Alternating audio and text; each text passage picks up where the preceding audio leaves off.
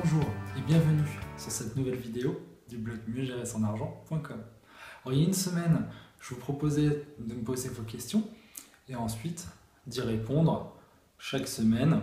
Donc là, ce qu'on va faire, je vais partir par la première question qui a été posée par Seb, qui a 32 ans, et qui nous dit que l'assurance vie, il a l'impression que c'est un bon produit.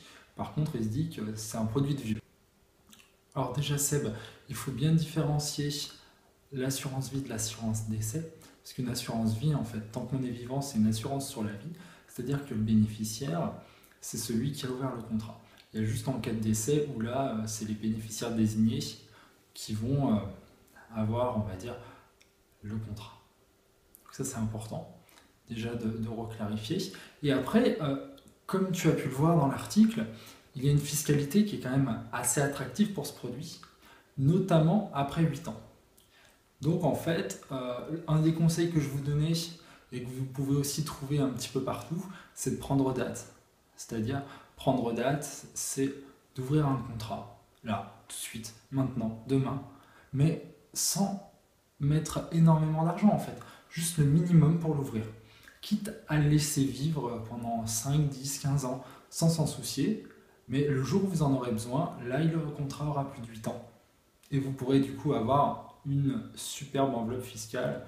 Vraiment, ça, c'est une très bonne niche fiscale, hein. L'assurance vie. Bon, en attendant, entre 4 et 8 ans, suivant votre tranche d'imposition, ça peut également être assez sympa. Ça va vraiment dépendre de votre taux moyen d'imposition.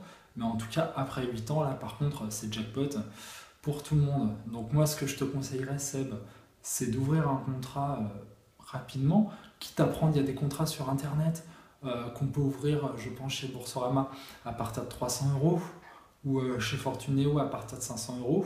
Donc là, en fait, ce que je te conseillerais, et puis ce que je conseille aussi aux autres personnes qui voient la vidéo, c'est d'aller sur le blog et en fait, au-dessus, il y a plusieurs rubriques. Il y a une rubrique parrainage et de me contacter en fait pour, par exemple, Boursorama ou Fortunéo, que là ensuite on puisse voir quelle assurance vie serait peut-être le plus adapté, hein, parce que d'un contrat à l'autre, c'est pas le même assureur, c'est pas les mêmes rendements, c'est pas les mêmes fonds, pas les mêmes conditions.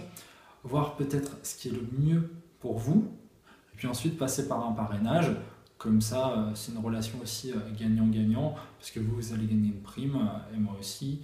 Et pour vous remercier de votre confiance, je vais aussi vous offrir un chèque cadeau. Voilà. Bon, mis à part ceci, je pense vraiment que tu as intérêt à ouvrir une assurance vie. Voilà, maintenant, pour pouvoir en bénéficier au terme des 8 ans, c'est aussi un produit, alors, mis à part l'aspect fiscal, qui peut être sympathique, parce que l'argent n'est pas bloqué. À tout moment, il est possible de faire un rachat, voire de clôturer. C'est juste l'imposition qui va être un petit peu moins cool. Mais surtout, le taux de rendement qui est actuellement proposé sur les fonds euros, même s'il est en baisse, il est toujours plus intéressant que les livrets bancaires, qu'ils soient fiscalisés ou non. Même pour te dire, si tu prends une assurance vie et que tu la clôtures, là, vu le faible rendement du livret A, même si tu es bien imposable, ça te coûtera, je pense que tu auras des meilleurs rendements en prenant quand même une assurance vie. Voilà. Donc là, je pense que j'ai fait le tour de ta question. La semaine prochaine, j'ai une question qui touche un petit peu plus à la bourse et à ce qu'on appelle les trackers. Donc, je te dis rendez-vous la semaine prochaine pour répondre à la deuxième question.